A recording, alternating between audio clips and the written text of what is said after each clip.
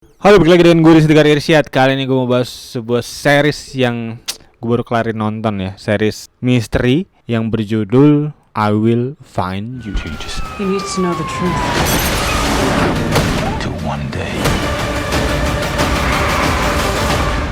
it does.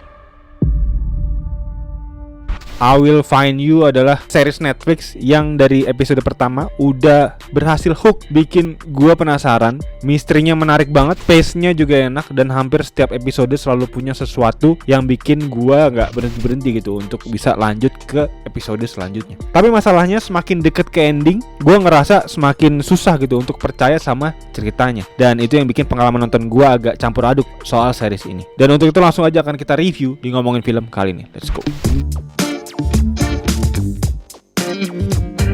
Oke, I Will Find You adalah series misteri yang menurut gue punya kekuatan utama di soal gimana caranya bikin penonton terus bertanya-tanya gitu sepanjang series ini diputar. Dari awal gue langsung dilempar ke sebuah misteri yang besar banget.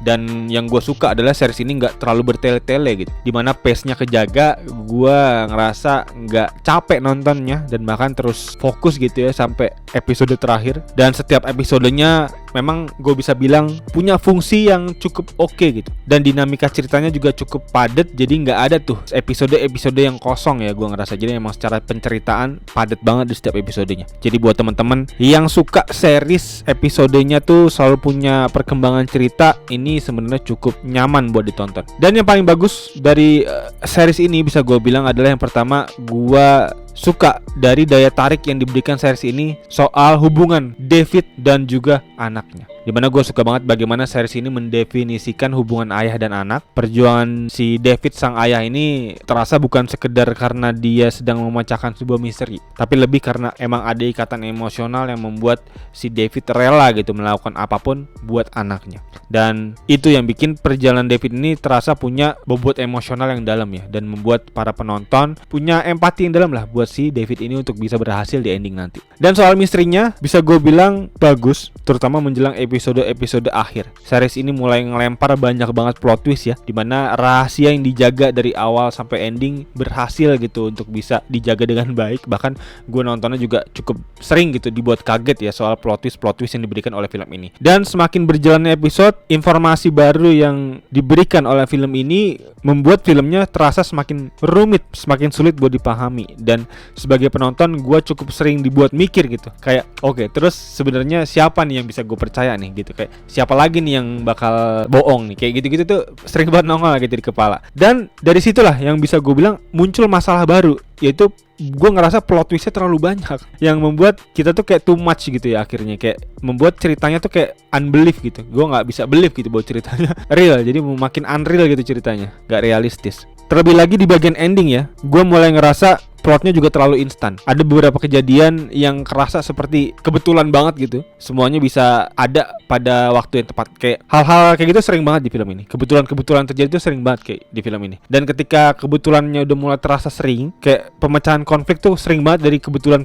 membuat film ini semakin sulit gitu untuk dipercayai, untuk penonton believe gitu dengan dunia yang dibangun oleh series ini. Apalagi kita dari awal gak terlalu dikenalin banget kan oleh sosok David, gimana background story dia di awal dulu. Apakah dia dulu tentara kah, atau dia punya basic bela diri yang hebat kah? Karena gue bisa ngerasa bahwa David ini terlalu dibuat plot armor banget gitu ya. Bahkan gue bisa bilang susah banget ketangkapnya, ditembak-tembak gak kena-kena. Jadi ya permasalahan yang sebenarnya sering banget kita temuin ya di film-film lain, dan ini ada di film ini. Plot armor terlalu jelas. Dan ini juga bikin sisi actionnya bisa gue bilang kerasa agak mediocre. Bukan jelek, tapi emang kayak terlalu dibuat-buat gitu nanti pada akhirnya. Dan juga terlebih lagi nih, FBI-nya bro, FBI-nya tuh bisa gue bilang kayak dibuat agak blow on ya. Serius, kadang gue kayak ngerasa ini FBI sebenarnya ngapain sih, kok bisa susah banget nangkap satu orang doang yang sebenarnya cuma lari-lari doang, kagak ada plan apa-apa gitu, tinggal ditangkap susah banget. Kan kita tahu ya sebenarnya kalau di film-film tuh FBI itu sejago apa nangkap orang gitu. Dan gue juga sering lihat penangkapan pengejaran polisi itu jarang yang gagal, dan membuat gue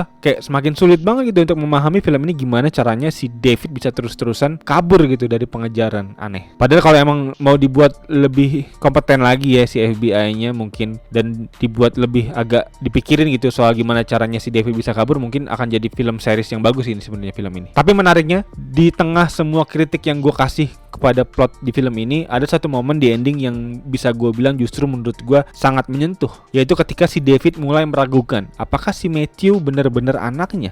Jadi kayak bayangin nih, udah sejauh kita lihat perjuangannya si David gimana ya untuk bisa kabur dari penjara dan nyari anaknya, dan berbagai macam halangan dia untuk bisa kabur dari pengejaran FBI bahkan. Terus endingnya kayak kita ngeliat kayak si David tuh mulai dibuat ragu tuh bahwa si Matthew adalah anaknya, dan tiba-tiba muncul kemungkinan bahwa istrinya dulu pernah selingkuh gitu, kayak deng, langsung kayak darah banget gitu yang meledak gitu ya. Dan itu sebenarnya pukulan emosional yang cukup gede buat David. Tapi ketika akhirnya istrinya jujur dan David kayak dapat kepastian bahwa emang si Matthew beneran anaknya, itu justru bikin lega. Bahkan gue nonton pun akhirnya kayak oke, lega gitu ya, dan nyampe emosinya gitu ya. Karena kayak buat gue momen itu bukan lagi soal misteri, tapi gimana tentang seorang ayah yang akhirnya mendapatkan kembali kepastian mengenai hubungan dengan anaknya. Dan menurut gue itu salah satu momen terbaik ya di series ini. Tapi sayangnya di ending setelah itu ada keputusan ceritanya sebenarnya menurut gue aneh banget, yaitu ketika David tiba-tiba bisa, ini spoiler alert,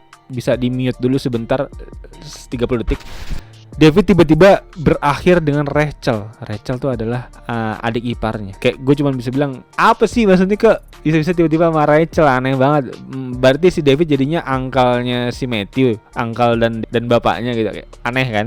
Dan gue gak ngerasa hubungan mereka dibangun cukup kuat gitu untuk sampai di titik tersebut. Jadi ketika akhirnya mereka dipasangkan, rasanya kayak ini keputusan yang dibuat-buat gitu secara story, biar seriesnya ditutup dengan manis. Bukan karena hubungan mereka emang berkembang secara natural, tapi ya kayak plot instan itu kembali ada gitu di series ini. Dan untuk acting secara keseluruhan sebenarnya masih cukup. Bukan yang the best, bukan, tapi juga masih cukup. Dan ada beberapa yang menurut gue kurang, yaitu terutama Rachel dan juga si Matthew ya. Di bagian ending tuh agak kurang menurut gue. Dan kesimpulan dari gue, pada akhirnya I Will Find You adalah series yang menurut gue nyaman buat ditonton dan konsisten memberikan misteri di hampir setiap episodenya. Pace-nya juga bagus, nggak terlalu sering ngasih episode kosong. Kan gue sering banget nonton series yang ada beberapa episode di tengah yang kayak dragging banget gitu ya. Tapi ini nggak ada sama sekali. Series ini benar-benar nggak bikin ngantuk di tengah episodenya, dan seluruh episodenya padat dengan dinamika ceritanya yang cukup padat juga. Jadi gue suka lah gimana series ini menggunakan hubungan ayah dan anak sebagai pusat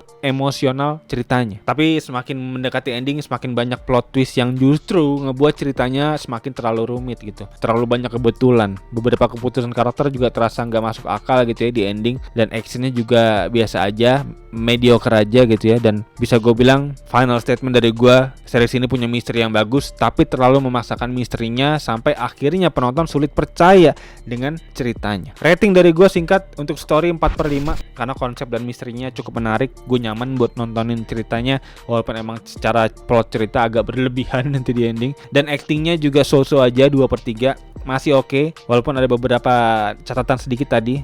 Dan technical 1,5/2 nggak ada masalah. Secara visual oke lah, cukup solid. Jadi totalnya bisa gue kasih dengan skor 7,5/10. Jadi buat teman-teman semua yang suka misteri thriller dengan banyak plot twist dan pengen series yang Netflix and chill, I Will Find You masih layak banget buat dicoba ditonton bareng-bareng sama pasangan, sama keluarga. Dan ini 18 tahun ke atas sudah pasti, karena emang banyak adegan-adegan tembak-menembak. Dan ya, berikut kurang lebih untuk review dari gue untuk series ini. Untuk teman-teman semua yang udah nonton, gimana, apakah setuju dengan review gue, bisa feel free tulis di kolom komentar di bawah. Dan ya, untuk teman-teman yang udah nonton, thank you banget. Dan untuk teman-teman semua yang baru aja nonton channel ini, bisa langsung klik tombol subscribe dan juga lonceng yang ada di bawah, agar teman-teman gak ketinggalan video-video serta review-review lainnya dari channel ini. Dan kayaknya itu aja. Sekali lagi thank you buat yang udah nonton. As always, peace out.